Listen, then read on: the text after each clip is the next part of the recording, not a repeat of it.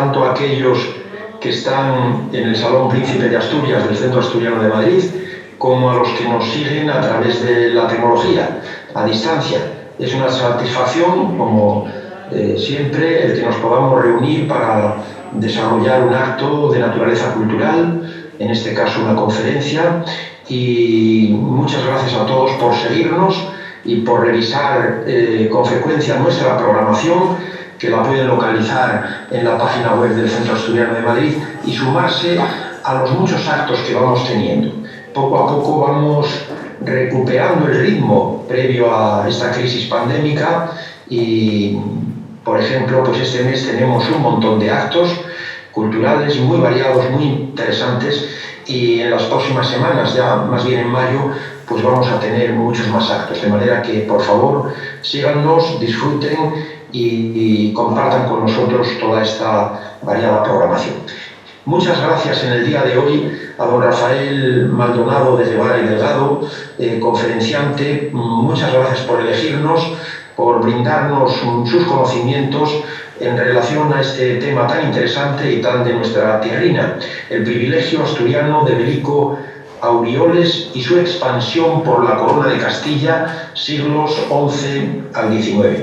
De manera que muchas gracias, don Rafael, y no digo nada que sea secreto, porque figura en la propia programación. Es letrado de los ilustres colegios de abogados de Madrid y Alcalá de Henares, presidente de la Asociación Derecho de la Cultura, director adjunto de la Revista de Derecho de la Cultura y secretario de Formación y Cultura de la Asociación Española de Jóvenes Modernistas. Será presentado propiamente, con mayor amplitud, con más profundidad, con mayor conocimiento, por don Ignacio Ruiz Rodríguez, catedrático de Historia del Derecho y de las Instituciones de la Universidad Rey Juan Carlos de Madrid, al que agradecemos también mucho pues, su presencia esta tarde, como a todos los demás. Singularmente al presidente adjunto, al que estoy viendo también a través de la pantalla, que se encuentra igualmente a distancia, don Andrés Menéndez, ¿no? Por mi parte, como presidente del Centro Asturiano de Madrid, Valentín Martínez Otero, pues estoy muy contento de poder dirigirles estas palabras. Y siguiendo una costumbre muy arraigada en la casa, voy a presentar al presentador, brevemente, a partir de unas notas que hemos podido conseguir. Don Ignacio Ruiz Rodríguez, ya hemos dicho que es catedrático de la Rey Juan Carlos de Madrid, director de la Cátedra Universitaria España-Israel, que ha sido galardonada con una mención de honor en el seno del Premio Toledano, Jerusalén. Con anterioridad fue profesor en las universidades Antonio de Nebrija, que tengo que decir en este momento que es la Universidad de los Asturianos, una universidad con la que mantenemos unos lazos de afecto muy grandes, porque nos apoya en muchísimas actividades a través de su fundador y presidente del patronato, don Manuel Villa Cellino. Por tanto, nuestro agradecimiento siempre a la Universidad Antonio de Nebrija, una universidad que está creciendo muchísimo porque se lo merece y porque está haciendo muy bien las cosas. También fue profesor de la Complutense de Madrid, nuestra querida alma mater, donde tengo el privilegio, la honra de ejercer como profesor en la Facultad de Educación, y en Alcalá de Henares, universidad a la que estuve vinculado por mi condición de profesor de un centro adscrito que era la Escuela Universitaria Cardenal Cisneros. El profesor Ruiz Rodríguez ha impartido cursos y seminarios en muchas universidades, además españolas y extranjeras. Tiene en su haber cientos de conferencias científicas. Ha realizado estancias de investigación también en muchas universidades del extranjero, americanas y europeas. Recibió la medalla de honor de la Asociación Española de Socorros Mutuos de Córdoba, Argentina. Curiosamente, esta expresión, socorros mutuos, pues me llama mucho la atención, porque en nuestras instituciones las casas regionales comenzaron siendo centros también, casas de socorros mutuos, generalmente entre los que entonces se llamaban nacionales, es decir, los miembros de determinadas comunidades, en este caso de asturianos, que fuimos además de los pioneros, ¿no? En gran medida, los gallegos también y otros. También recibió la insignia honorífica del Ilustre Colegio de Abogados de Alcalá de Henares, representante ad honorem del Instituto de Administración Pública del Estado de México para España y la Unión Europea, miembro corresponsal de la Sociedad Cubana de Derecho Constitucional y Administrativo de la Unión Nacional de Juristas de Cuba, premio a la mejor publicación universitaria 2011 por la obra Las Instrucciones a los embajadores españoles del siglo XVIII, que publicó la Universidad de Córdoba, en este caso de España, premio Laina Serrano de Investigación Histórica y Etnográfica 2013 de la Diputación Provincial de Guadalajara por la obra Constitucionalismo Español y Diputación Provincial de las Guadalajaras, de España a América, galardonado con una mención de honor en el seno del Premio Francisco de Pedraza contra la violencia de género, y la verdad que es un verdadero lujo contar con el profesor Ruiz también esta tarde y por supuesto con don Rafael como conferenciante. Por mi parte, nada más, muchas gracias y cedo la palabra al presentador, al profesor Ruiz. Gracias a todos y bienvenidos.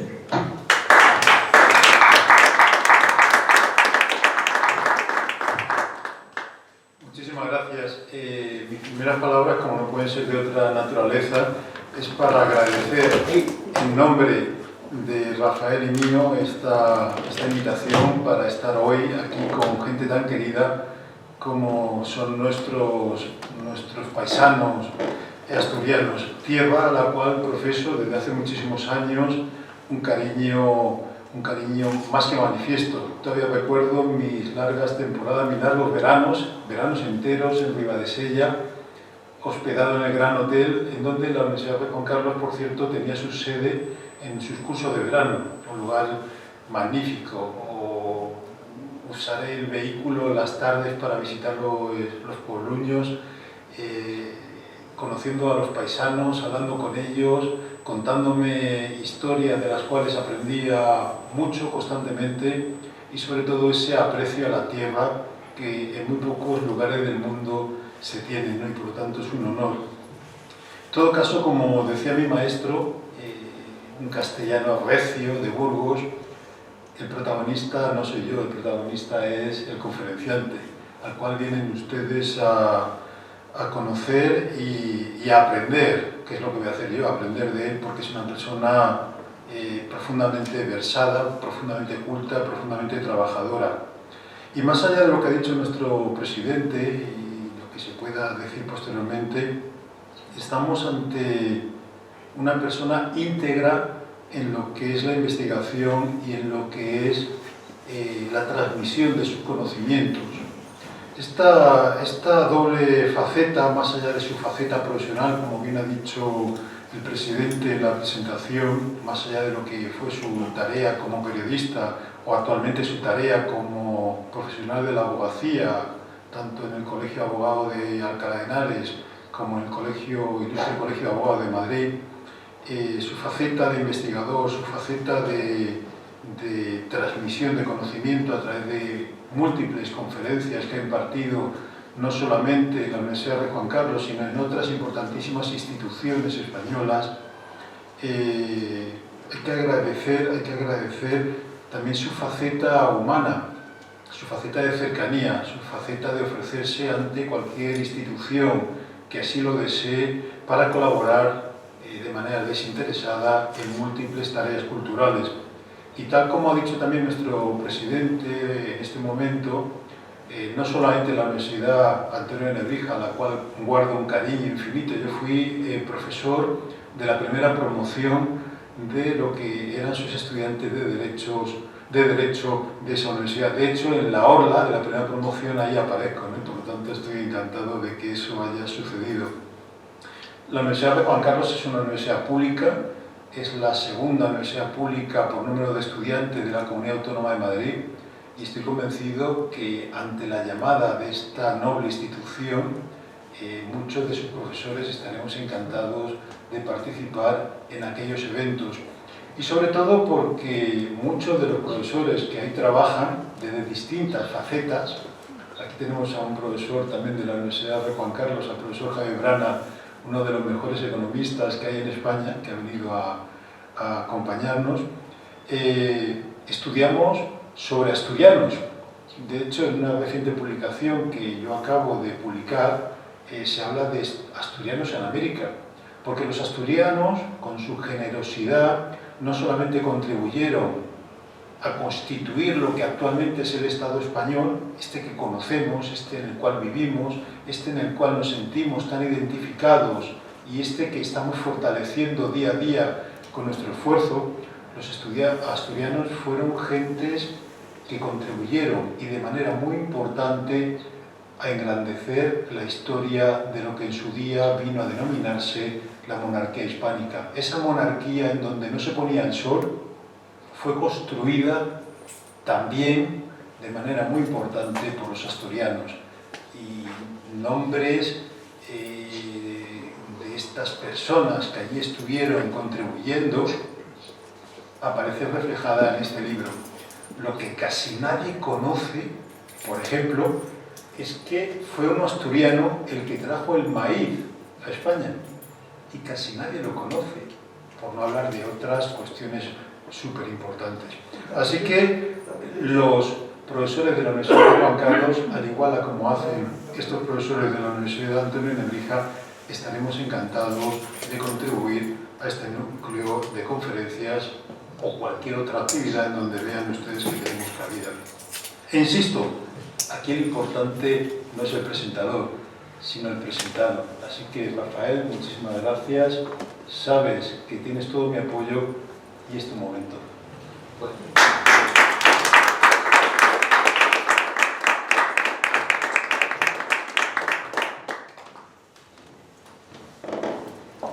Bueno, pues buenas tardes a todos. Mi agradecimiento al doctor Ruiz por la presentación, al presidente del Centro Asturiano de Madrid por la introducción, a la entidad, al Centro Asturiano de Madrid. Es un honor estar hoy aquí para hablar de una cuestión de temática histórica y cultural asturiana, y a todos los asistentes en el Salón Príncipe de Asturias, y también a los asistentes que nos siguen por internet, y a aquellos otros que en un futuro, pues como esta conferencia estará en plataformas en internet, pues nos puedan escuchar. Y bueno, pues como se ha dicho al principio, entre otras actividades, presido la Asociación Derecho de la Cultura, que es una entidad que, entre otras finalidades, pues pretende, desde un prisma jurídico, rescatar fragmentos de la historia de España y de la hispanidad, y eso precisamente es a lo que estamos hoy aquí. Les voy a hablar sobre el privilegio de Belico de Abrioles, que también se conoce como privilegio de Páramo de la Fosella. Tengo que decirles que como fuente de mi investigación he utilizado sobre todo fuentes primarias, cerca de un centenar de expedientes originales, sobre todo del archivo de la Real Chancillería de Valladolid, del Archivo Histórico Nacional, de la Biblioteca Nacional y de otros archivos. La mayoría serán pleitos que se siguieron ante la Real Chancillería de Valladolid, que ya veremos qué es, y también causas judiciales que se sustanciaron en la Sala de Justicia del Consejo Real. Y después, bueno, hay otras muchas, muchos tipología documental. Y después también pues hemos revisado la bibliografía previa sobre la cuestión, y destacan, a mi parecer, dos artículos, uno firmado por Carracero y Aval Brasón del 89 y otro firmado por el catedrático Fernández Conde en el año 90. Y ya empezamos. El privilegio es el privilegio de Manulfo Belico Aurioles, que era su nombre completo. Ustedes lo podrán encontrar como Belico, Belito, Bellito.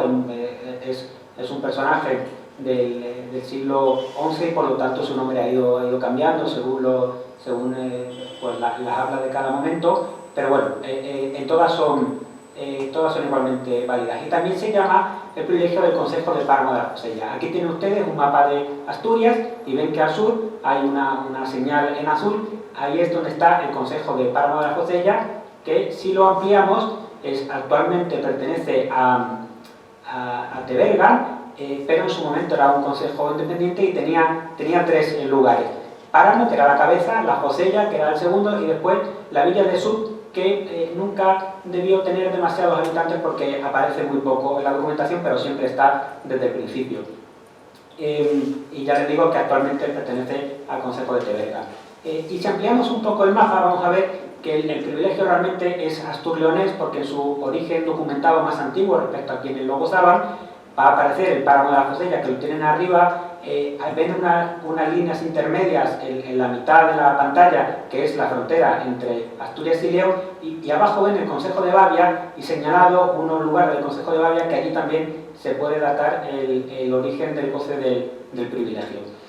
¿Cuáles serán las características principales que vamos a analizar de este privilegio, que es muy singular? En primer lugar, la propia temporalidad. Tiene un origen, se concedió en el siglo XI, es una merced oscura, escrita en un latín que no se entiende muy bien qué dice, de la época, y proyectará sus efectos jurídicos hasta el siglo XIX, por lo tanto estamos hablando de 8 siglos de vida jurídica del privilegio. Esta propia característica de la temporalidad tan prolongada hará que tenga unos efectos jurídicos cambiantes, porque los efectos jurídicos que serán consubstanciales al privilegio en el siglo XI, que era ingenuidad de vasallaje, ya veremos qué significa, acabará tornándose en una exención general de tributos, y después esa exención general de tributos, en algunos casos, aunque no de forma general, también supondrá hidalguía de privilegio, y todo esto veremos qué significa. Otra de las características principales es la transmisibilidad utriusque sexus. ¿Y qué significa esto? Esto significa que se transmitían, eran privilegios personales que se transmitían tanto a los hijos como a las hijas. La norma general era que los privilegios de exención tributaria o de hidalguía se pasasen de varón a varón, de tal modo que si una hija casaba con alguien que no tuviese esta condición, pues ella perdía, ella se asemejaba a la condición, al estatus sociojurídico del marido, y perdía su condición, y después la podía recuperar al enviudar. Y los hijos de un matrimonio, de una mujer que era privilegiada de nacimiento, de un hombre que no era privilegiado, los hijos no gozan del privilegio. En cambio, este privilegio de Belico de Abrioles sí que se transmitía sin ningún freno por vía también femenina. ¿Y esto qué significó? Pues significó una multiplicación increíble del número de los llamados a gozar el privilegio. Y fue tan grande esta multiplicación que este privilegio, los privilegios de similar naturaleza, acabarían consistiendo en un reto serio para la hacienda de la Corona de Castilla, y también en un problema social, porque se iba multiplicando, había muchos vecinos exentos de impuestos, y los que no estaban exentos pues cada vez estaban más cargados de impuestos. Y después, ya como última característica principal, diremos que este privilegio tiene la singularidad de que es una mixtura de derecho privilegiado personal, siempre será a los descendientes de Belico Abrioles, que ahora veremos quién fue Belico, pero después también tendrá ciertas adscripciones territoriales, como hemos visto, especialmente en el páramo de la Fosella, al sur de Asturias. Bueno, pues ya vamos al origen. El origen se concedió en el Reino de León en el año 1033, lo concedió el rey Bermudo III, lo tienen a la derecha de la imagen, por hechos que ocurrieron en el reinado de su padre Alfonso V de León. Por lo tanto, estamos hablando de un privilegio muy antiguo. La propia antigüedad, lo primero que nos hace preguntarnos ¿es cierto este privilegio o fue una falsificación? Porque la primera, como veremos, la primera confirmación del privilegio no será hasta principios del siglo XIV. ¿Es cierto? Bueno, pues en el estudio del catedrático Fernández Gómez, que hizo un estudio histórico-diplomático, la diplomática es la ciencia que estudia los diplomas antiguos con unas artes científicas, llega a esta conclusión. Una vez fijado el texto y analizado minuciosamente el documento desde el punto de vista diplomático e histórico, todo parece indicar que su autenticidad formal y de contenido está fuera de duda. Pues nosotros nos aquitamos con la opinión del catedrático Fernández, que es la persona, la mayor autoridad en haber estudiado desde el punto de vista diplomático la cuestión, y añadimos lo siguiente: la propia oscuridad del privilegio le dota de verosimilitud. ¿Por qué? Porque si hubiesen falsificado a posteriori el privilegio, no hubiesen hecho una merced que no se entiende bien qué dice, que está escrito en un latín medieval, alto medieval, que en el siglo XIV, XV y XVI no entienden exactamente qué dice, y otros privilegios que sí que son mucho más dudosos en cuanto a su origen, son mucho más claros. Y de hecho vamos a encontrar pleitos en el Consejo Real en que otros privilegiados dicen: ¿cómo es posible que no se nos quiera reconocer a nosotros nuestra merced? Que está claro lo que dice, cuando a los de Belico Abrioles sí que se les reconoce, siendo un privilegio tan oscuro que nadie sabe a ciencia cierta qué es lo que dice. Y por lo tanto esta propia oscuridad pues parece que no descarta que sea una falsificación. ¿En qué contexto histórico, qué hechos lo motivaron? Bueno, pues aquí hay varias versiones, aquí tiene usted la de Fernández Conde, y bueno, pero básicamente hay una enemistad entre Alfonso V de León y el conde Froilaz, y hay una doble relación de vasallaje entre, por un lado, Belico Orrioles es, por un lado, caballerizo real, pero por otro lado también tiene algún tipo de relación de vasallaje adscrito al conde Froilaz. Entonces se queda en una especie entre dos aguas. Hay otro caballerizo que es Aseménides, que, bueno, pues malmete al rey contra Manulfo, y bueno, pues según las versiones, o atacan a Belico Aureoles, o le cogen preso para negociar con el conde Froilaz. Hay varias versiones. Y al final hay un enfrentamiento entre Belico Aureoles y Aseménides. Belico vence y así demuestra, digamos, la inocencia de su señor, que no había traicionado al rey, ¿no? Aquí tienen ustedes otra versión, en este caso del artículo de Carracedo y Abradrazón, y yo más o menos le he compendiado las diferentes versiones que hay sobre el origen del privilegio. Hay varias versiones porque como no está claro lo que dice, pues hay que interpretar un poco. Por supuesto, los hechos que motivan el privilegio serán idealizados a posteriori. Aquí vemos en la confirmación de 1449 de Juan II, que ya les indico que será el instrumento más importante, ya se plantea de otra manera. Se dice que Belico Aureoles había hecho al dicho rey don Alfonso unos servicios, especialmente en una pelea que hubo con Pelayo Fioles, con el cual tenía gran enemistad el dicho rey don Alfonso. Por su mandado, el dicho Belico peleó con él y venciólo. Ya Belico Aureoles deja de ser un caballerizo que ha luchado contra otro caballerizo adscrito al vasallaje de un conde, para ser directamente el que va a combatir por directa orden del rey contra el conde. Se le sube de categoría, ¿no? Se idealiza. Esta versión, que aparece en la confirmación de 1449, la seguiremos encontrando durante varios siglos. Aquí tienen ustedes la confirmación de Enrique IV, unos años después se cuenta lo mismo.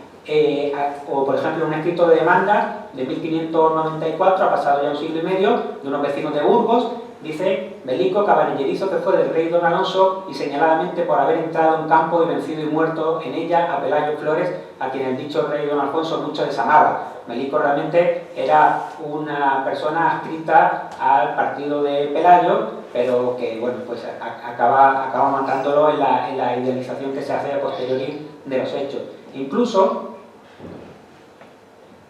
se cambiará todavía más. Aquí ven otra versión que escribió en 1913, recogió el cronista oficial de Uclés, en la provincia de Cuenca, Pelayo Quintero, que, bueno, dice que Belico luchó contra un musulmán y le cortó la cabeza y se la llevó al rey. Entonces, pues aquí vemos cómo va cambiando a lo largo de los siglos. Aquí tienen ustedes el escudo de armas que utilizaron los privilegiados, los descendientes de Belico Aureoles en el siglo XVI y XVII en Cuenca, en Uclés, en el que ven como efectivamente un caballero del siglo XI le visten con armadura del siglo XVI y sujetando la cabeza de un musulmán, y bueno, pues una historia ya completamente idealizada. Bueno, pues del mismo modo que los hechos... Un segundo, ¿hay alguien que tiene el micrófono abierto? ¿Hay alguien que tiene el micrófono abierto? A ver... Ya, yo creo que ya lo hemos arreglado. Bueno, pues del mismo modo que la historia original va a cambiar, también va a cambiar los efectos jurídicos que tendrá este instrumento. En el siglo XI, ingenuidad de vasallaje. Ahora, por favor, quien tenga conectados los micrófonos, si los puede... Vale. Porque se calle. Vale. Ya, pues, bueno, pues podemos seguir. Después se convertirá en una exención general de tributo, y después en algunos casos será también privilegio de hidalguía. Y vamos a ir viendo qué significa todo esto. Ingenuidad de vasallaje. Bueno, en aquel tiempo, en el siglo XI, era una época convulsa, de poca seguridad, y entonces había ciertas fórmulas jurídicas que limitaban la libertad jurídica de la persona. Estaba la relación de servidumbre, amo-siervo, que la manera de liberarse era mediante las manumisiones, y después las relaciones vasalláticas, señor-vasallo. En principio el vasallo que era un hombre en principio libre, renuncia a parte de su libertad por seguridad, presta servicios al señor y de vasallaje, y el señor le protege a este vasallo. Y la manera de liberarse de una adscripción de vasallaje, que en algunos casos podía ser de por vida, era precisamente mediante una carta de ingenuidad, que es lo que va a recibir Belico Aureoles, lo que le permite desvincularse de la relación vasallática que tenía con el conde de Froilán. Esta versión que aparece también en los artículos precedentes, también la hemos encontrado en los pleitos, sobre todo en los letrados de contrario y en la fiscalía, que dicen que esto en su origen no era un privilegio de exención tributaria, ni mucho menos de hidalguía, sino que era una ingenuidad de vasallaje. Así, por ejemplo, esto es un pleito de 1585, el Consejo de Fuente Ampudia, que no quiere que los vecinos puedan gozar de exención tributaria por este privilegio, dice: no era carta de inmunidad se refiere a tributaria, ni exención, ni se entendía ni comprendía de pecho o contribuciones. Antes era una carta de ingenuidad y restitución de natales. ¿Y qué significa esto de restitución de natales? Restitución de natales, aquí lo explica el fiscal Castillo de Bobadilla en 1604, en otro pleito, en este caso de Tordesillas. Dice: a Aureoles no se le había concedido un privilegio de inmunidad tributaria, ni exención de hidalguía, ninguna, por el señor rey don Bermudo, sino solo la libertad natural con que nacían los hombres ingenuos. La restitución de natales es una carta por la cual tú recuperabas la libertad inherente al ser humano. Hay que ver que, aunque somos herederos del derecho romano en que existía la esclavitud, es ya una sociedad cristiana y por lo tanto hay una idea de que hay una radical dignidad común a todos los hombres porque somos todos hijos de Dios.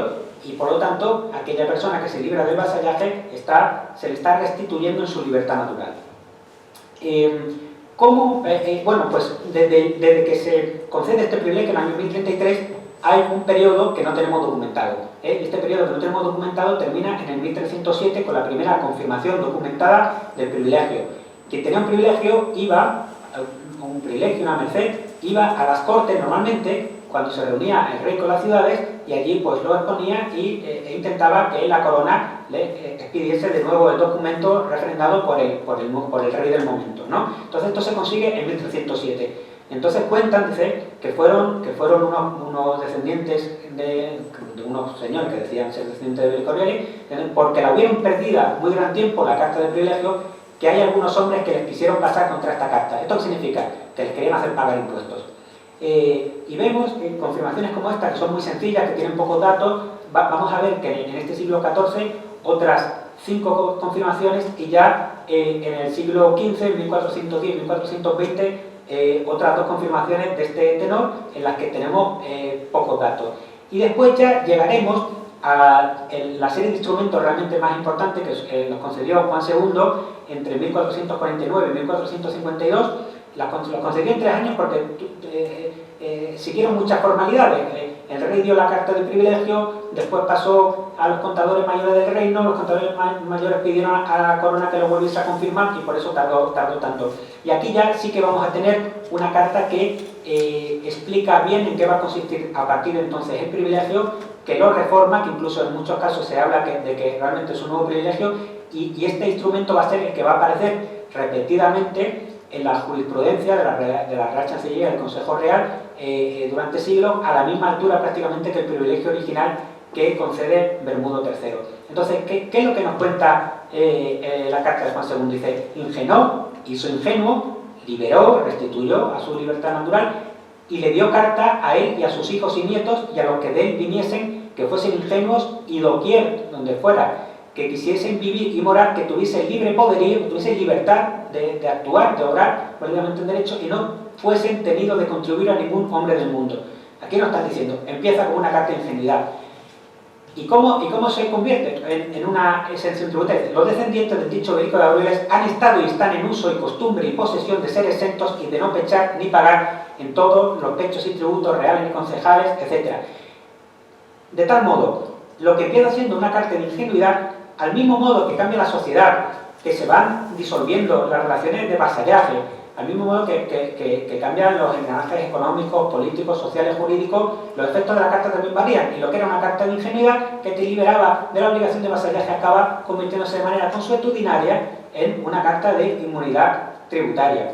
Juan II dice, esto es lo que ha pasado hasta ahora, y yo expresamente digo, que ya no va a ser por costumbre, que sean exentos de los dichos pechos y tributos. Hay que aclarar, pechos son impuestos, ¿vale? Normalmente también, bueno, concejiles también a los reales también se les llamaba, y tributos y pedidos reales y concejales. Entonces, se les está concediendo una inmunidad tributaria amplísima. No tienen que pagar ni los impuestos que vengan del reino, ni los que vengan de la localidad donde estén avecindados, ni tampoco tienen que hacer pedidos, pues ir al monte a cortar leña, si hace falta, etc., ¿no? Es una inmunidad bastante amplia. Después, ¿por qué habían acudido a Juan II? Lo cuenta, porque algunos de estos descendientes no se les quería respetar en los lugares donde estaban morando, no se les quería respetar la transmisión a sus hijas y nietas por vía femenina.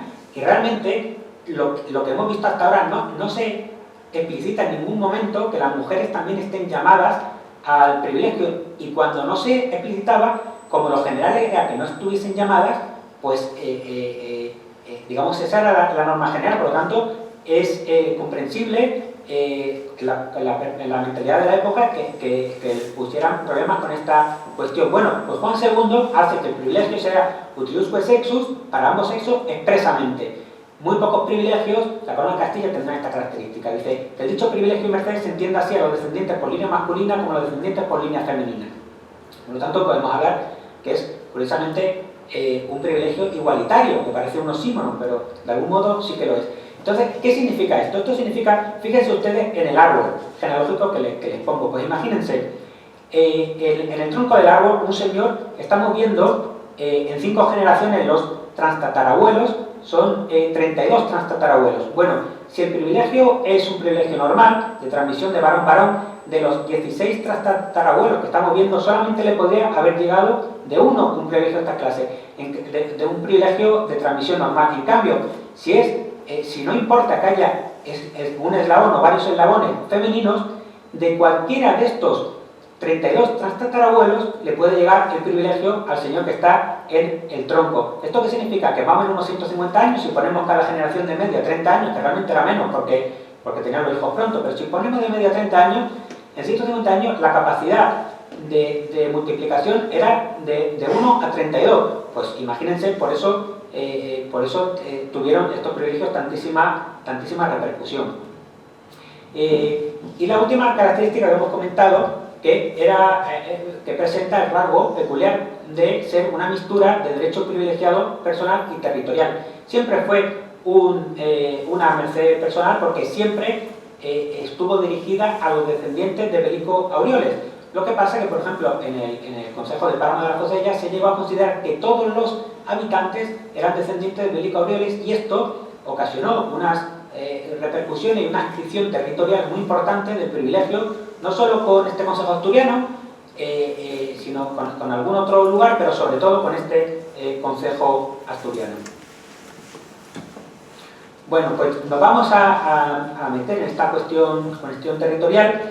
En muchos lugares se dice que Belico era vecino del Páramo. Esto no se puede saber, no está documentado.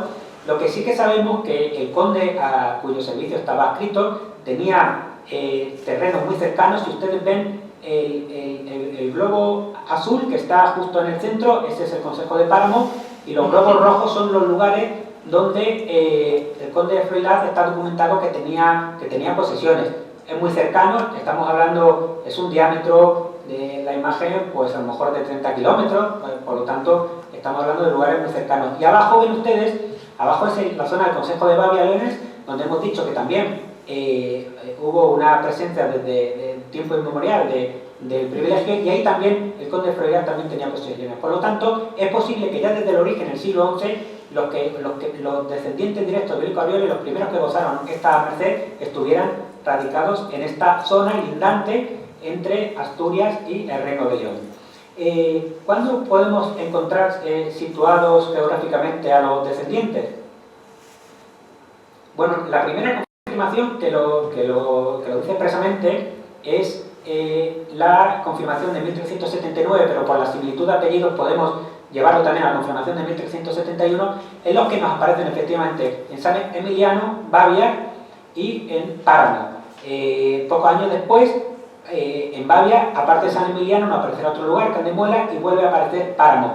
Y a partir de 1420, en todas las confirmaciones, ya se resitúa la cabeza de privilegio y serán vecinos únicamente de Páramo quien gestione en las Cortes y ante la Corona las sucesivas confirmaciones de este privilegio. Esto seguirá siendo así por siglos. Por siglos los vecinos de Páramo se organizarán para acudir a las Cortes cuando eran integrantes o a la Corte de Madrid cuando estaba ya establecida y seguirán impulsando y consiguiendo las confirmaciones, con alguna pequeña excepción de gente que por otro lado pues, seguía estando vinculada con Páramo. De aquí, por ejemplo, vemos que me lo he encontrado en varios pleitos. En un pleito de 1612 se está debatiendo si unos vecinos de un lugar de la provincia de Valladolid, si son descendientes o no, y van a Páramo a preguntar desde la Real Chancillería y dice, es descendiente, porque lo sabemos, dice, por lo cual, y porque ha contribuido y pagado para el costo y gasto que se ha hecho en confirmar el dicho privilegio. Por lo tanto, el Concejo de Páramo no solo acudía a la Corte a que le revalidaran el privilegio, sino que tenía alistados a los diferentes descendientes de Melico Aureoles en lugares que bueno, pues esto es Valladolid, no es tan cercano al sur de Asturias, es cercano, pero no tanto. Y tenía una logística para contactarles, para que ellos también contribuyeran en los gastos que se ocasionaban, etc. Por lo tanto, estaban organizados. También custodiaban los originales. Aquí, cuando se recababan los originales, ellos los llevaban y los custodiaban. Aquí en un pleito de 1595 nos cuenta que había una caja con 5 llaves, 4 tenían familiares del Páramo, una quinta llave la tenía el juez, que el arca cerrada con los cerrojos estaba en la casa del juez del lugar, etc. Y no solo eso, sino que también asumen las responsabilidades religiosas del privilegio original. El privilegio original dejó puesta como obligación a los que gozasen el privilegio de hacer una misa todos los años por San Miguel, por el alma de Alfonso V, poner un cirio también por el rey que concede la merced, bueno, el padre del rey que concede la merced, y una cierta limosna a los pobres. Y aquí, bueno, nos lo encontramos también en varios pleitos. En un pleito del final del siglo XVI se dice, por San Miguel, los vecinos se reúnen en la iglesia de Páramo para las vísperas y misas del día, y se hace memoria muy solemne, así por el señor rey que los concedió, como por quien ganó el dicho privilegio. Bueno, esta que puede parecer que es una cuestión más bien folclórica o simpática, realmente era muy importante a efectos jurídicos. ¿Por qué? Porque se distinguía, heredando la opinión del jurisconsulto romano, entre las mercedes gracias que habían sido dadas con carácter gratuito por mera gracia del monarca y que con la misma gracia se podían retirar, con aquellas que tenían carácter remuneratorio, que no solo habían sido por para la prestación de algunos servicios a la corona, que eso no daba lugar a privilegio porque los súbditos del rey están obligados a servirle, sino porque había también un estipendio, una contraprestación económica. Melico Aureoles le dio al rey, a Bermudo III, un caballo que equivalía a 300 sueldos, pero estas también son unas obligaciones remuneratorias, porque esto tiene un coste, la misa, el cirio, la limosna, y por lo tanto esto refuerza jurídicamente que se mantenga el privilegio. ¿Y cómo se beneficiaron durante siglos los vecinos del Concejo de Páramo? Bueno, pues por este trabajo tan logrado, ¿no?, en la conservación de sus tradiciones jurídicas e incluso podríamos decir culturales. Bueno, gozaron de una inmunidad universal de pechos, tributos, pedidos, servicios, incluyendo los militares. En algún caso pasa una compañía, se llevan a un chaval y después el padre va corriendo a caballo, enseña los papeles y el niño vuelve al concejo y no tiene que luchar. Excepto el diezmo a la iglesia, era el único impuesto que pagaron durante siglos. Y esto estará vigente hasta el Estado liberal en la década de los 30 del siglo XIX. Franqueza respecto a peajes, portalco, herbaje o alcabala en las ferias y mercados. Una franqueza, una libertad tributaria absoluta en lo comercial. Se dedicaban al ganado y iban por todo el Reino de León y por el Principado de Asturias y no tenían que pagar portago, las alcabalas eran el IVA, no tenían que pagar el IVA, no tenían que pagar nada. Por otro lado, el privilegio no les otorgaba hidalguía, nobleza, aunque ellos asumieron ciertos rasgos exteriores de nobleza, como por ejemplo a su juez ordinario le llamaban juez noble. Después también he leído que el propio hecho, como le he dicho actualmente, el Consejo está subsumido en el Consejo de Teverga. Y yo no lo sé porque no conozco cómo se subdivide Asturias, qué criterios tenían, pero en alguna ocasión he leído que el propio hecho de que ellos durante siglos disfrutasen de un consejo propio cuando lo natural hubiera sido que estuviesen dentro del de Teverga, pues ya también era algo derivado del privilegio. ¿Y cómo consiguen? Pues claro, ellos consiguen disfrutar de este privilegio que es personal porque se entiende que todos son descendientes de Belico Aurioles. ¿Y cómo mantienen esta pureza en la descendencia, por así decirlo? Pues muy sencillo. Prohíben que gente que no sean descendientes, que no tengan acreditada la descendencia de Belico Aurioles, que se avecinen, y aquí vemos en un pleito del 1618, dice, no consienten en el dicho consejo que entren a vivir en él ninguna persona que no sea descendiente o se case o esté casado con el descendiente del dicho Belico Aurioles. Y esto también se lo permiten, porque también se tiene que permitir que el consejo pueda impedir avecinarse. Bueno, pues ya hemos visto, digamos, en su cabeza, en el Consejo de Páramo, y ahora vamos a ver cómo se extiende este privilegio, que como hemos dicho no fue algo local, sino que supuso un reto para la Hacienda de la Corona de Castilla. Primero vamos a hablar de la jurisdicción de la Real Chancillería de Valladolid, que es la mitad norte de la Corona de Castilla, digamos el Tajo barriendo hacia el norte hasta el Cantábrico. Bueno, pues muy claramente vamos a ver que se va a extender a lo largo de las rutas comerciales por las que los ganaderos de Páramo van a ir a vender a las ferias y mercados su ganado, que serán el Principado de Asturias, el Reino de León, especialmente la provincia, y la Tierra de Campos. Esta comarca leonesa, por la que pasa esta ruta comercial y por la que se vayan avecindando algunos vecinos de Páramo, algunos privilegiados, después hará que se extienda todavía más. El principal instrumento de difusión será la ejecutoria de la Real Chancillería de Valladolid, que era un instrumento especial que ahora veremos, y tendrá, vamos a ver que la adscripción territorial respecto a este desarrollo comercial es muy clara, aunque va a tener, porque efectivamente las familias, pues algunos se casaron en otros sitios, van a tener una réplica extravagante en cuanto a lo territorial, pues en Miranda del Ebro, incluso en Andalucía, etc. Aquí tienen ustedes las rutas comerciales. El símbolo que ven en verde y la letra A es el páramo de la Fusella, y ellos comerciaban con Oviedo, con Áviles, y después, sobre todo, al sur la ciudad de León, después Astorga, Benavente, Valderas, y de ahí se metían en Tierra de Campos, que es el lugar, digamos, en el que confluyen las actuales provincias de León, Zamora, Valladolid y Palencia. Y después tenían un ramal de comercio que iba hasta las tierras del Bierzo, las tierras de Bembibre y Ponferrada. ¿Qué comerciaban? ¿En qué condiciones? Bueno, pues aquí tenemos declaraciones de testigos de pleito, dice, iban a vender bueyes, cabras y otras mercaderías a las ferias. ¿Y cómo? Pues claro, en Páramo se conocían, pero fuera de Páramo, ¿cómo sabían que eran privilegiados? Pues tenían también un sistema local instituido para esto. Dice, con solo un testimonio que se llevaba del escribano de dicho concejo, el escribano local les hacía un testimonio de Páramo, que los dichos son descendientes, no se les pide ni demanda cosa alguna, ni portazgo, ni alcabala, el IVA, ni ningún tipo de tributo. Claro, esto da lugar, evidentemente, aquí hay varios abogados, esto evidentemente da lugar a fraude. ¿Por qué? Porque si yo pongo a un descendiente de Belico Aurioles como persona interpuesta de mis propias ventas, me ahorro la alcabala, te digo, oye, la alcabala es un 10%, te doy un 5%, yo me ahorro un 5% y tú donde no tienes nada tienes un 5%. Esto está llamado al abuso, ¿no? Y efectivamente así se produce. Aquí, por ejemplo, en un pleito en Astorga, a principios del siglo XVII, los arrendatarios de la alcabala de vino, los que cobran el IVA, por así decirlo, de la venta de vino, ponen un pleito y dicen, el vino que había vendido, vendía el dicho Alonso Meléndez, que era el privilegiado, no era hecho ni comprado con su dinero, antes lo vendía como interpuesta persona. Había estos fraudes. ¿Y cómo se limita? Bueno, pues al final, poco a poco el privilegio se va limitando, entonces le limitan el no pago de alcabala a aquellos que vendiesen de su propia labranza y crianza. ¿Qué significa? Pues aquellos que viniesen de un campo que yo hubiese labrado y aquellos animales que yo hubiesen criado en sus propias tierras.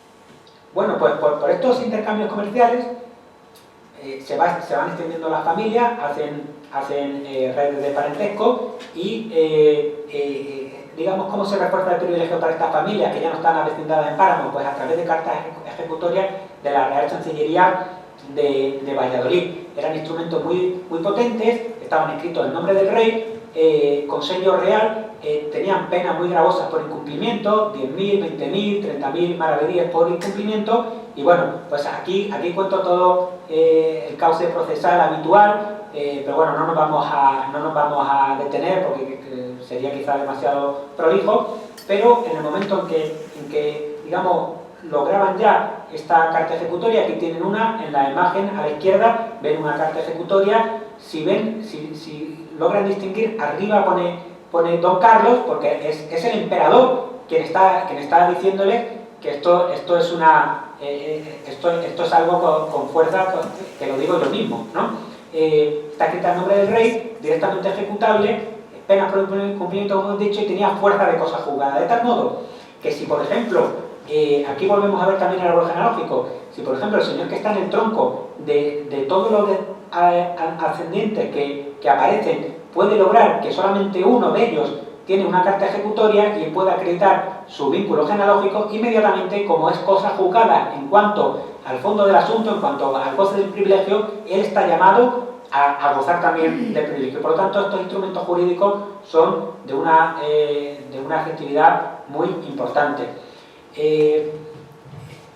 ¿Dónde se logran las primeras cartas ejecutorias? Entre 1463 y 1575, en base a las cuales otros familiares posteriormente lograrán decenas y decenas de cartas ejecutorias en la Real Chancillería de Valladolid. Pues aquí tienen ustedes el mapa, el símbolo en rojo es el páramo de la Focella y los símbolos en azul son aquellos lugares, todos en León y todos en esta ruta comercial, donde se consiguen estas primeras cartas ejecutorias a partir de las cuales en algunos casos serán decenas de personas las que gocen en diferentes lugares y en diferentes siglos, los descendientes de estos señores que logran esta carta ejecutoria, que gocen el privilegio.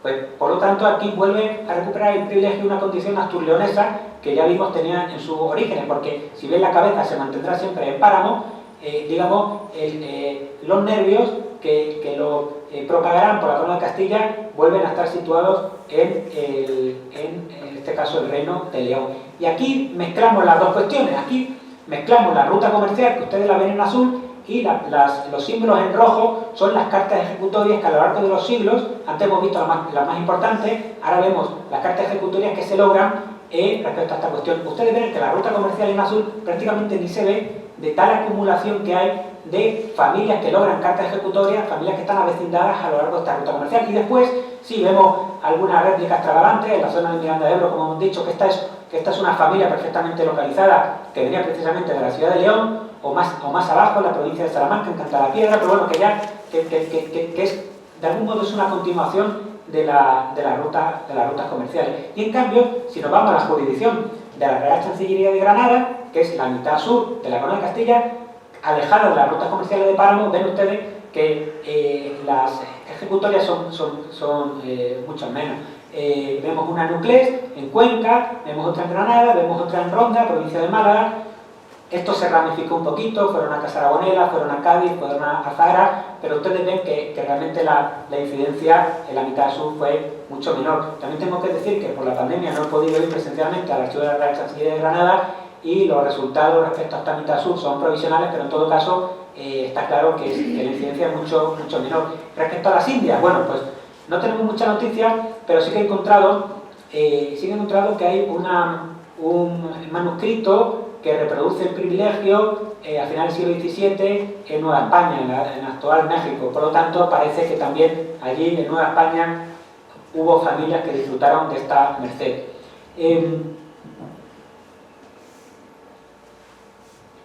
Vamos ahora a hablar de la condición social de los privilegiados. Los primeros que tenemos bien documentados, los vecinos asturianos y leoneses del siglo XVI, eran humildes en algunas ocasiones, porque claro, muchas veces nos hablan de un privilegio, una merced medieval, podemos pensar en nobles, ni mucho menos. Esto era un privilegio de personas humildes. En ocasiones analfabetos. Aquí tienen ustedes varios pleitos en los que los otorgantes, los actores, no son capaces ni de firmar el apoderamiento de su procurador porque tienen tal desconocimiento de la escritura que no saben ni firmar. Incluso en 1602 me encuentro con un juez ordinario del Consejo de Páramo que no sabe firmar. Realmente es muy meritorio que estas personas durante siglos sean capaces de conseguir ratificaciones de privilegio en las cortes y tal, cuando tenían tan pocos recursos intelectuales a su alcance. Hace todavía más meritorio este trabajo que supieron mantener y transmitir de generación en generación durante cientos de años. Incluso algunos, en las alegaciones jurídicas, alegan ser rústicos e ignorantes. Ellos mismos lo dicen. No se me puede pedir que yo tenga una observancia de los plazos procesales y tal, porque no sé. Y el modus vivendi que tienen, bueno, pues ya hemos visto que eran tratantes de ganado, y vemos también mucha gente con oficios, cerrajero, azabachero, carnicero, etc. Hay que tener en cuenta que en aquel tiempo la mayoría de la gente eran labradores. Quien tenía un oficio, en los padrones aparecía con su oficio, el labrador normalmente no aparecía. Por lo tanto, hombre, es una, podemos decir, que con todas las comillas, cierta clase media, ¿no?, de los tiempos, con muchas comillas, porque las comparaciones siempre son odiosas, ¿no?, entre tiempos distintos. Y este goce del privilegio, esta exención tributaria general, ¿cambiarán algo su condición social? Bueno, en Páramo, los vecinos de Páramo se mantendrán siempre igual, dedicándose a la ganadería, etc. Pero en cambio, aquellos privilegiados que están fuera de Páramo sí que van a tener un proceso de promoción social muy fuerte. En el siglo XVI y XVII, a través de matrimonios con pecheros, con plebeyos ricos, gente que no estaba noblecida, que tenía que pagar impuestos, pero que eran ricos. Entonces, para que su patrimonio, su hacienda, dejase de pagar impuestos, ¿qué hacen? Casan a sus hijos, a sus herederos, con descendientes del privilegio ibérico de Abril, y por lo tanto se produce una acumulación de riqueza importante en los beneficiados de fuera del concejo de Páramo. Incluso esto se produce durante el siglo XVI, pero ya a partir del siglo XVII empiezan no solo a casarse con personas que tienen una buena posición económica, sino también que tienen una distinción sociopolítica. Vemos matrimonios pues, con familiares, notarios del Santo Oficio, ministros del Tribunal de la Inquisición, otro familiar del Santo Oficio. Incluso empezamos en el siglo XVIII, vemos algún matrimonio con miembros de la Orden de Caballería. Un miembro de la Orden de Caballería era nobleza, y una nobleza que no era una nobleza de hidalguía básica, sino una nobleza bien posicionada. Por lo tanto, vemos que sí que tienen una promoción social. Esta promoción social, que fue progresiva durante 2 siglos, en la mitad sur de la península será mucho más rápida. En la jurisdicción de Granada, en Uclés disfrutan de mayorazgo. Mayorazgo es una institución hereditaria de derecho sucesorio noble que agrupaba patrimonio. No todos los hidalgos tenían mayorazgo, desde luego, había que tener un caudal importante y que te lo permitiesen. En Ronda incluso se casan con personas que tenían señoríos, incluso creo que algún título, gozaban a buen seguro de mayor prestigio. ¿Por qué? Porque en el Reino de León, de la gente que tenía privilegios asturianos, estaban hartos, no pagaban impuestos, eran muchos. En cambio en Andalucía, quien fuese con un privilegio asturiano, pues aquello era, a buen seguro era muy glamuroso, ¿no? Menor conflictividad judicial, seguramente tenían que ir menos a los juzgados para que se les validase. Y después también que los efectos aquí en Andalucía, pues ya prácticamente en 1799 encontramos un vecino de Granada al que se le exime de prestar servicios militares por el privilegio. Por lo tanto vemos que tendrá una vida importante. Y ya para terminar con la cuestión de la condición social, esta es la cuestión más discutida, ¿no? Eran hidalgos, los hidalgos eran, digamos, la base de la nobleza. ¿Qué diferencia había entre un hidalgo y un exento, un mero exento? Bueno, el hidalgo era noble, el exento no era noble. El reparto tributario, los hidalgos tenían que pagar ciertos impuestos y otros no, y los exentos eran en función de la carta que tuviesen, lo que tuvieran que pagar. Los hidalgos estaban llamados a ejercer cargos honrosos, los exentos no. Los hidalgos tenían honras y preeminencias, por ejemplo, sentarse en la parroquia local en un determinado banco, sentarse en el primer sillón del ayuntamiento, cuando se sometiese algo a votación en el consejo, ser el primero en votar. Los exentos no. Entonces, ¿los de Belico Abrioles eran hidalgos o no? Esta es la cuestión más debatida, y aparte yo voy a llevarle la contraria a la mayoría de la gente que ha escrito sobre el particular, y por lo tanto he intentado hacerlo de manera pulcra. He utilizado los criterios de interpretación de normas jurídicas que aparecen en el actual artículo 3.1 del Código Civil, el ahora vigente, y aparte otros criterios más historiográficos. Bueno, desde una interpretación literal gramatical, hemos visto que La merced que realmente rige en esta época es la confirmación que se da a mitad del siglo XV por Juan II. Dice, exento de los dichos pechos y tributos y pedidos reales y concejales. No se habla de hidalguía. En la literaria no se habla de hidalguía. Antecedente histórico. Vemos que viene de una carta de restitución de ingenuidad natural, que tampoco es en sí un ennoblecimiento, sino que se libera de una relación vasallática al primer beneficiado. Por tanto, tampoco. Elemento teleológico. ¿Era la finalidad de Juan II cuando se le da la extensión, el hacerlos nobles, el hacerlos hidalgos? Pues no, porque en esta época se dan otros privilegios en los que sí que concurre ese ánimo y se dice expresamente. Si Juan II no lo dice es porque no tenía ese ánimo. Interpretación por comparación, lo acabamos de decir. Hay otros privilegios de esta época que sí que eran de hidalguía y que lo dicen y que aparece normalmente incluso el tipo de hidalguía. Se dice que se les tenga por hidalgos de solar conocido y de vengar 500 sueldos, por ejemplo, que era una tipología. Y aquí no aparece. Análisis jurisprudencial. Me he leído decenas de sentencias. Yo creo que más de un centenar de sentencias, porque los expedientes de la Real Chancillería normalmente traen como mínimo dos sentencias de vista y de revista, y muchas veces también incluyen sentencias de las justicias locales. Y si bien es cierto que las demandas, en los escritos de demanda, los privilegiados siempre dicen mi privilegio de hidalguía y exención, en los fallos de la sentencia lo que se dice es que se les observe el privilegio conforme a la merced de Bermudo III, la original, y la de Juan II, que era realmente la que regía, que como vemos no incluía la hidalguía. La realidad social es que a la mayoría de ellos no se les consideró hidalgo y no se les permitió, por ejemplo, ocupar los sillones de hidalgo en los ayuntamientos. Y después también que este privilegio de exención de inmunidad tributaria, hubo algunas extensiones, algunas ramas concretas de la familia en el siglo XVII que se les extendió, y a esas ramas concretas se les dio hidalguía. Por tanto, si ya de por sí era un privilegio de hidalguía, no tiene sentido que estas ramas hubiesen pagado para ser hidalgos, porque ya lo habrían sido, ¿no? Ni el rey tampoco le había conseguido hidalguía a quienes ya le había extendido hidalguía a quien ya de por sí lo eran. Bueno, pues con todo esto, la conclusión es que a nivel teórico fue una exención tributaria más amplia incluso que la hidalguía, porque los de Belico Aureoles, menos el diezmo a Dios, estaban llamados a no pagar, a libertarse de todos los tributos, pero que no conllevaba ennoblecimiento. En la práctica fue un estrato sociojurídico propio, con sus propios elementos distintivos, sus propias políticas matrimoniales. Estaban en mitad de los pecheros, de los plebeyos y de los hidalgos, y como estaban en la mitad y estaban en algún modo indefinidos jurídicamente, eran porosos, y por lo tanto a veces pasaban a un estado, otras veces pasaban a otro. Y en la práctica vemos que hay distintas aplicaciones del privilegio. En algunos casos se les respetan sus términos, en otros se les respeta la exención tributaria, pero similar a la de los hidalgos, que ya hemos visto que era menor que la que ellos tenían reconocida por Juan II. En algunos casos simplemente se les reconocía cuando iban a comerciar por el Reino de León. En algunos casos se les permitía liberarse de los oficios deshonrosos, en otros no, eso no estaba claro.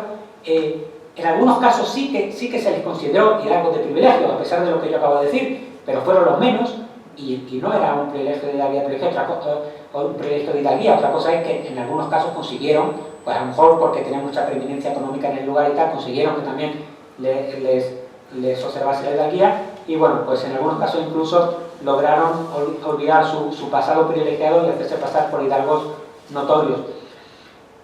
¿Qué pasa con todo esto? Hemos visto su gran multiplicación, sobre todo por el Reino de León y Tierra de Campos y Asturias. No pagan impuestos. ¿Qué consecuencias tiene? Un gran daño a la hacienda pública. Aquí vemos como Fiscalía lo dice, se perjudicaba gravemente nuestro real patrimonio de nuestros sucesores. Incluso se les acusa de que por su culpa se esté despoblando el Reino de León, porque dice que claro, como hay que pagar, que los que como son tantos, los otros tienen que pagar tantos impuestos que la gente se va a otras tierras. Y bueno, pues se dice también que no se pueden sostener las guerras, etc. Después hay otro efecto, que es el de la desigualdad social, porque claro, el pechero rico, que era el que pagaba impuestos, tendía a casar a sus hijos con privilegiadas, y por lo tanto las grandes haciendas dejaban de pagar impuestos. ¿Y en quién recaía? Pues en los pobres, y se hace mucha hincapié también en las viudas y en los huérfanos. Entonces se produce esta doble problemática tanto para el real patrimonio como para la igualdad social. Esto provoca una gran batalla jurídica durante el siglo XVII y con una relevancia a nivel de la corona. Las Cortes conceden a Felipe III unos millones eran unas partidas presupuestarias en principio extraordinarias, pero que después se acabarán convirtiendo en algo habitual, sobre todo para afrontar los gastos de guerra. Entonces, las ciudades le dicen a Felipe III, te concedo estos millones, que van a ser aparte de cumplimientos sucesivos durante varios años, pero tú tienes que aceptarme unas condiciones. Se establece una especie de relación contractual entre el rey y el reino, representan Cortes. Y una de estas condiciones es que se limite los privilegios del tipo de Belico de Orioles que expresamente en la Orioles aparece, ¿no? Entonces, bueno, lo que se intenta es que se limiten sus efectos únicamente al lugar de vecindad del primer beneficiado, que en este caso, aunque no sabemos de dónde era vecina Orioles, sería en todo caso Páramo. Lo que pasa es que se aprueba en una cédula que dice queremos que sirva como ley pragmática, pero realmente no era una ley, y por lo tanto, como los privilegiados tenían cartas de la Real Chancillería, pues seguían gozando el privilegio. Ahora bien, a partir de entonces ya sí que se rompe la posibilidad de que gente nueva acceda a dicho privilegio. Y por otro lado, el rey, del mismo modo que se compromete con las Cortes a limitar el privilegio, por otro lado, confirma ese mismo privilegio y lo extiende incluso a algunas ramas concretas.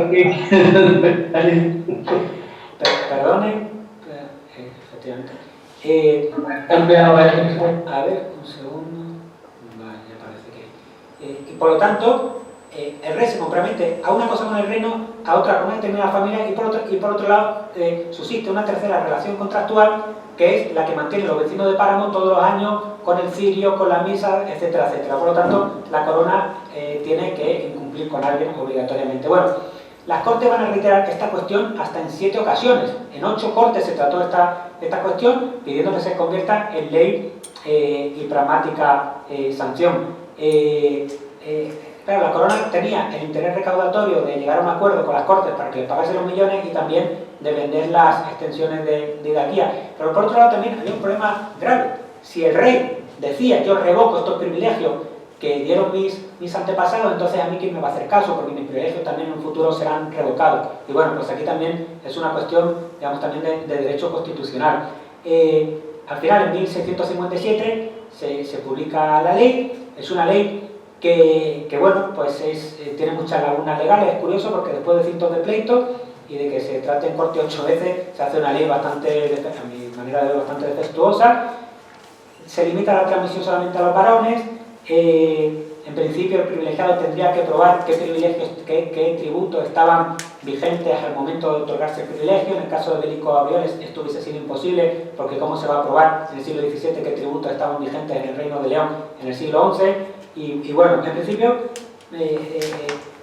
parece que restringe mucho el privilegio. Tampoco fue para tanto, precisamente por las lagunas que tenían. Hubo una restricción muy fuerte, sobre todo para el acceso de nuevas ramas. Hubo pérdida de privilegio en algunos lugares, aunque se mantiene en otros, y hubo sobre todo problemas de interpretación. Aquí les traía yo un pleito complejísimo, pero no se lo voy a contar porque ya estamos ocupando demasiado a los presentes, pero al final se limitó parcialmente. Ya nos metemos en el siglo XVIII y XIX. ¿Qué pasa en Páramo? ¿Ellos siguen disfrutando del privilegio?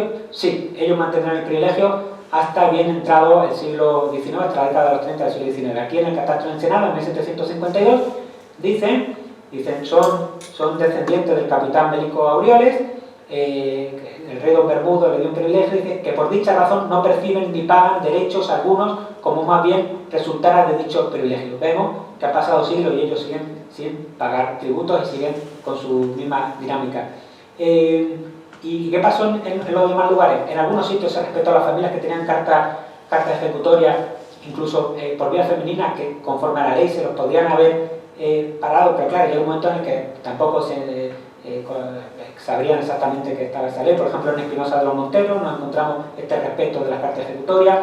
En otros lugares logran, no solo no se les restringe, sino que logran consolidar que se les tenga por hidalgo cuando realmente, de privilegio, cuando realmente ya hemos visto que no eran una merced de hidalguía, por ejemplo en el Consejo de Laciana, en León.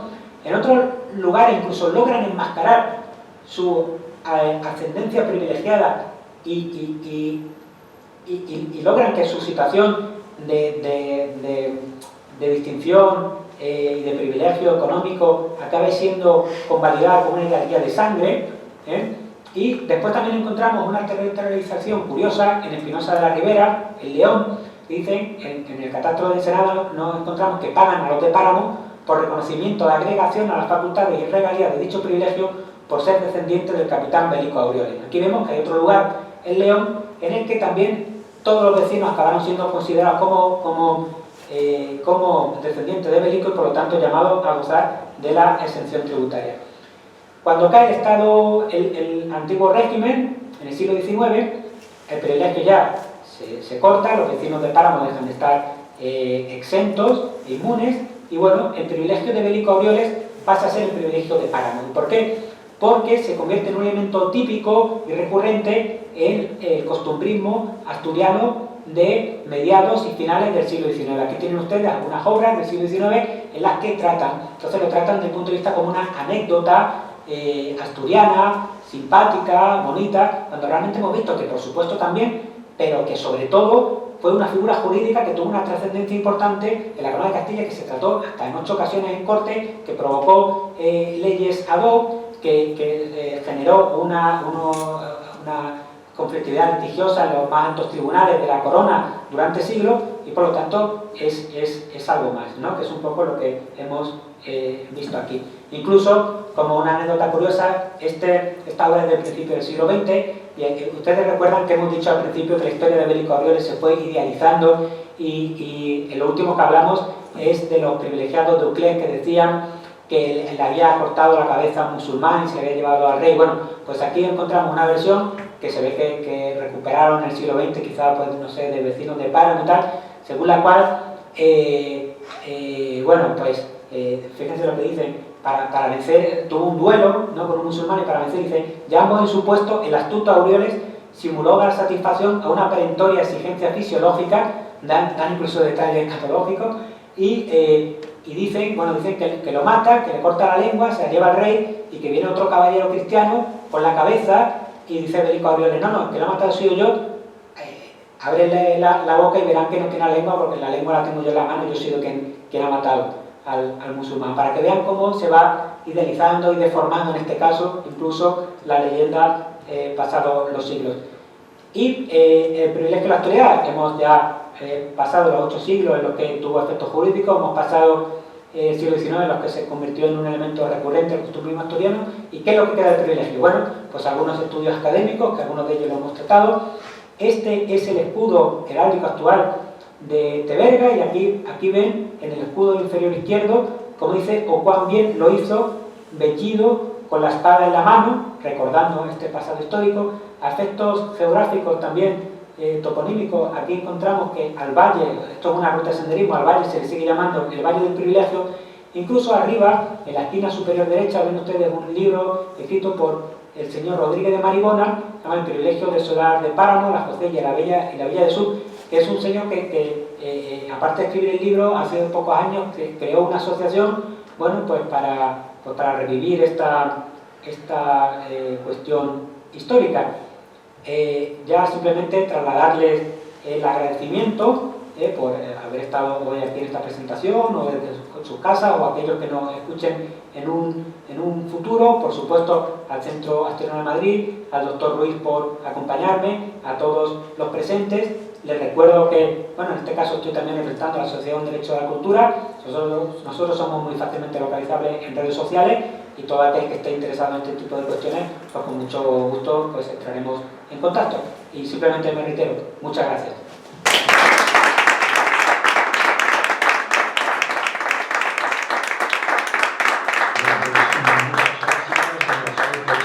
Extraordinaria conferencia, y en fin, yo creo que ahora, si alguien quiere hacer alguna pregunta, pues es el momento.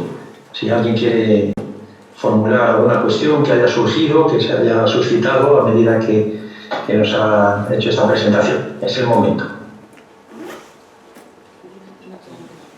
Sí, me una pregunta. A mí una cosa que me ha Sí. sorprendido, perdón, a mí una cosa que me ha sorprendido es que llevan su árbol genealógico, y si no sabían escribir como usted ha dicho, ¿cómo llevan el árbol genealógico? ¿Cómo ellos lo hacían? Con 8 siglos que ha pasado, ¿Cómo podían hacer eso? Bueno, pues muchas gracias por la pregunta, una pregunta muy interesante. La voy a repetir porque Sí, por favor. que nos esté escuchando desde casa nos preguntan que cómo podían acreditar el vínculo genealógico, cómo podían, si eran en muchos casos hemos visto analfabetos, cómo podían documentar que descendían de Belico Aureoles. Bueno, es una pregunta muy interesante.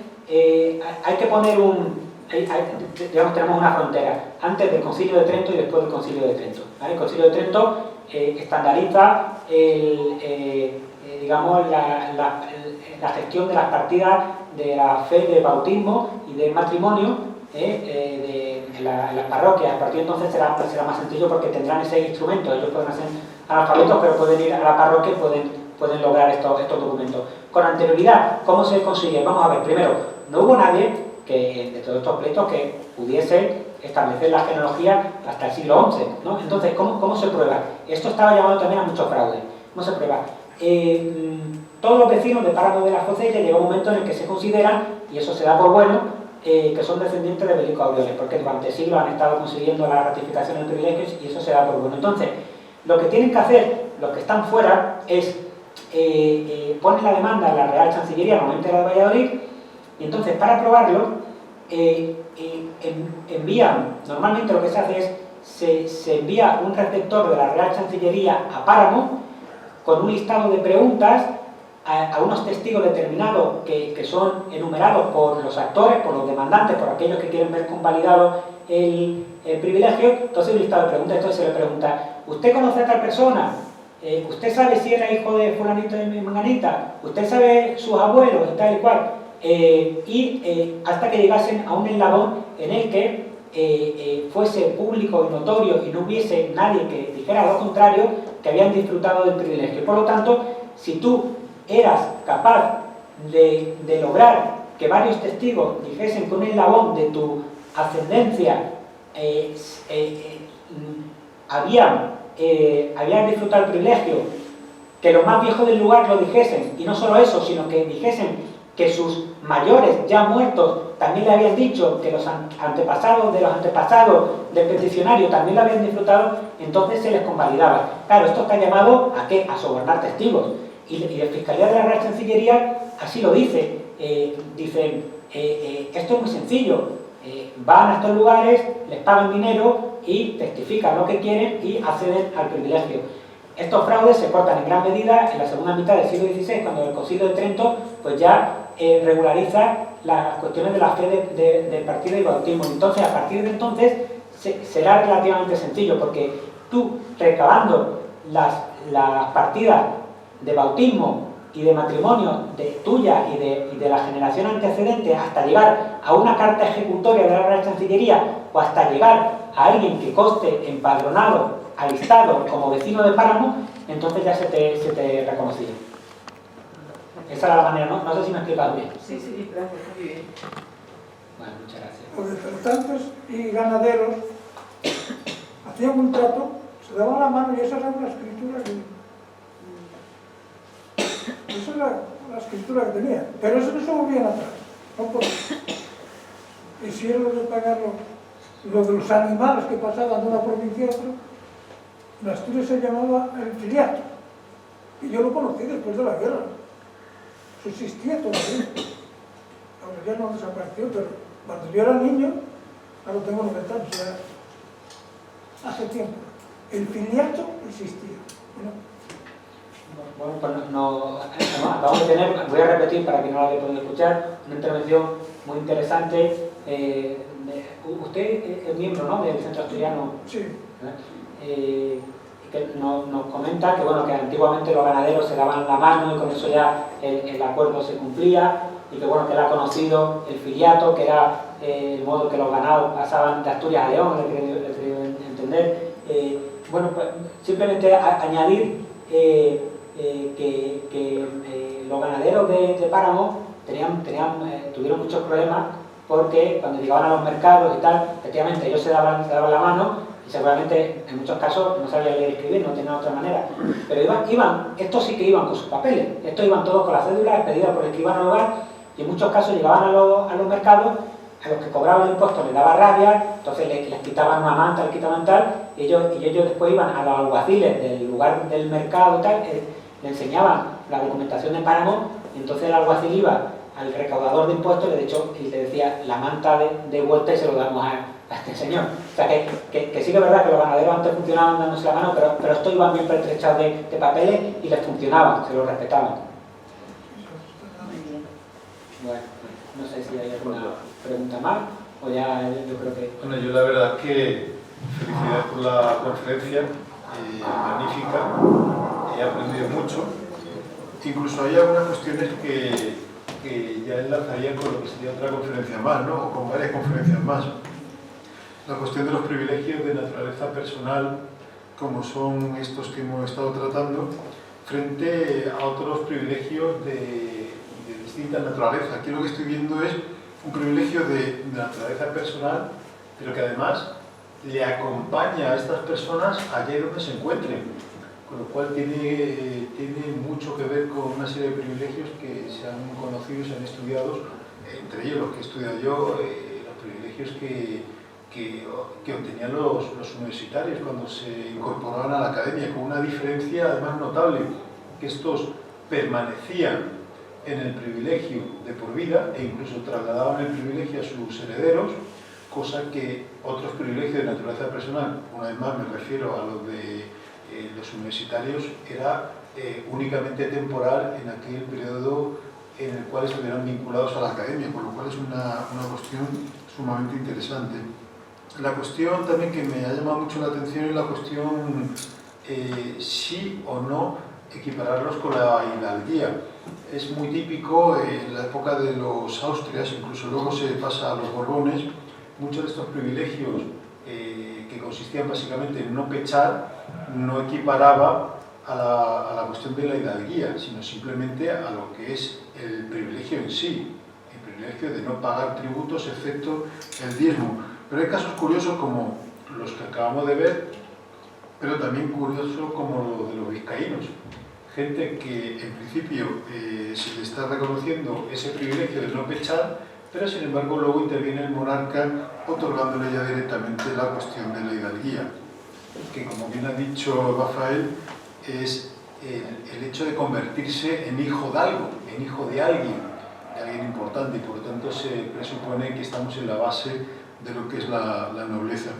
Y luego me ha llamado mucho la atención a Rodríguez de Maribona, al cual conocí precisamente en Asturias, en la época del Neolítico, cuando yo pasaba allí largas temporadas en mis cursos de verano, y al cual tuve la fortuna de conocer en otros ámbitos académicos, y por lo tanto, insisto, ha sido una conferencia magnífica, he aprendido mucho, me he hecho una serie de anotaciones que, insisto, ya cada una de ellas daría para otra conferencia más, y por lo tanto el privilegio no tributario, sino el privilegio de haber asistido a esta conferencia. Así que enhorabuena, Rafael.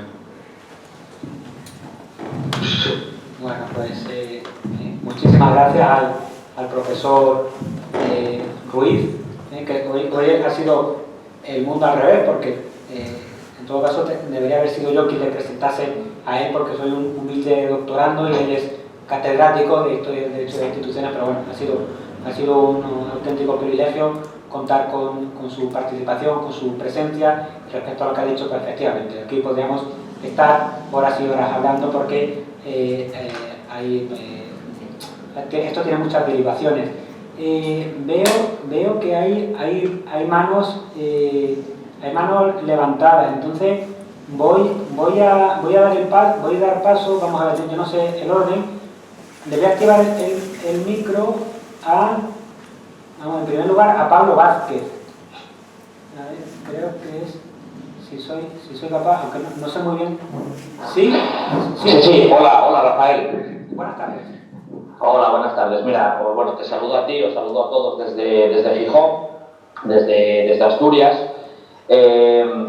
con toda esa exposición interesantísima que has hecho sobre el privilegio, seguramente muy desconocida todavía, incluso en el solar asturiano que tú estás dando a conocer hoy, con todas esas exenciones, privilegios, por decirlo así, cuán solicitadas estarían las mozas de ese entorno, para buscar matrimonios que, bueno, generaran todos esos privilegios a posteriori, ¿no? En esos estudios que tú has hecho seguramente algo de eso también habrás encontrado, ¿no? Gracias y un saludo desde Gijón. Bueno, pues, muchísimas gracias, Pablo, por la pregunta, una pregunta también interesante. Efectivamente, nos hemos encontrado referencias a esta cuestión. Fiscalía dice, en algunas ocasiones, que Fiscalía también exagera, pero dicen en algunas ocasiones que subían incluso de Andalucía gente muy rica a casar a sus hijos con las hijas del lugar, y se las llevaban fuera donde estaban los intereses económicos de la familia. De hecho, dice, en algunas ocasiones Fiscalía dice, no solo los de Páramo no tienen que dotar a sus hijas para casarlas, sino que vienen ricos de fuera y les pagan dinero a los padres para que casen a sus hijos con sus hijas.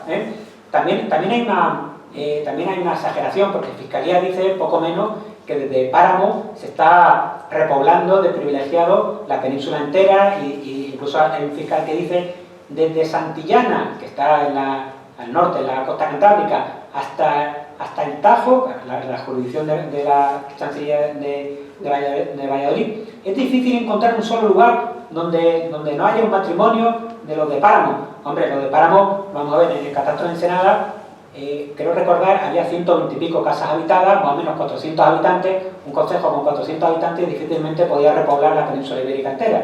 Pero sí que es cierto que hay gente, lo que dicen de que de Andalucía gente poderosa fue a casar a sus hijos con privilegiadas de Páramo, es cierto. Incluso en Andalucía acaba apareciendo en documentación en la Real Maestranza de Caballería de Ronda, que era una institución nobiliaria importante y con familias, con señoríos, etc. Y por lo tanto sí que era muy apetecible desde el punto de vista económico casar a tu hijo con una privilegiada. También se dice, que también pasa con los varones, que también hay ricos que están muy interesados que su hija se casen con los varones del Páramo, pero menos. Desde luego, como la cabeza de la familia normalmente la heredaba el varón, pues el rico lo que quería era que su hijo varón fuese el que hiciese el matrimonio más interesante, ¿vale? La verdad que es muy interesante y es divertido, ¿no?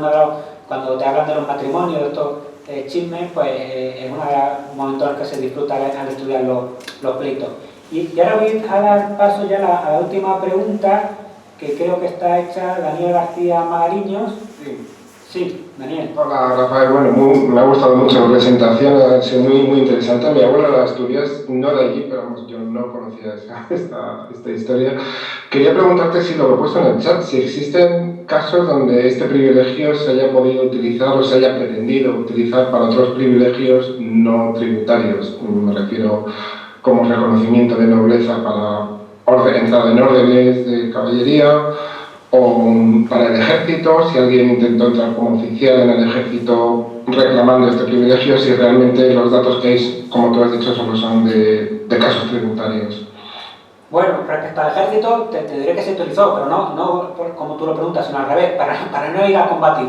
Ahí está documentado desde el siglo XVI hasta prácticamente el siglo XIX. Reconocimiento de nobleza, vamos a ver. Reconocimiento de la guía, desde luego. Los pleitos que ponen los privilegiados, de manera casi, digamos, mecánica, piden hidalguía y exención. Realmente les dan, la Real Chancillería normalmente le da la exención y tal. Directamente, el privilegio de Belico Aureoles para acceder a órdenes, etcétera, no. Lo que sí es que algunos privilegiados consiguen que, como sus tatarabuelos, bisabuelos, etcétera, no pagan impuestos, escondiendo el origen del privilegio, recaban testificales y recaban padrones en los que sus antepasados no pagaban impuestos, diciendo que no pagaban impuestos por ser nobles, no por tener este privilegio de exención, y por ese lado sí que lo utilizan. Pero es que de hecho, fíjate, a lo que tú me preguntas, hay un expediente que es muy, en mi manera de ver, muy revelador a este respecto, que es un expediente de hidalguía que inicia uno que era nieto o bisnieto de un vecino de Páramo. Era un vecino de Asturias, no recuerdo el lugar, era un asturiano. Entonces se va a la sala de Hijodalgo de la Real Chancillería de Valladolid a pleitear por su hidalguía, y aparecen todos sus antepasados de Páramo, pero en todo momento se esconde la cuestión del privilegio. La cuestión del privilegio no aparecerá hasta el folio 70, ya cuando se envía receptores ahí y acaban encontrando el privilegio y se acaba trasladando al proyecto el privilegio. Eso es lo que te puedo decir de lo que me has preguntado. Bueno, pues nada, pues muchísimas gracias a todos y pues yo no sé si hay tiempo, hay una última pregunta, pero no sé si hay tiempo para una última pregunta porque hay otra mano levantada. Yo quería saludar un momento.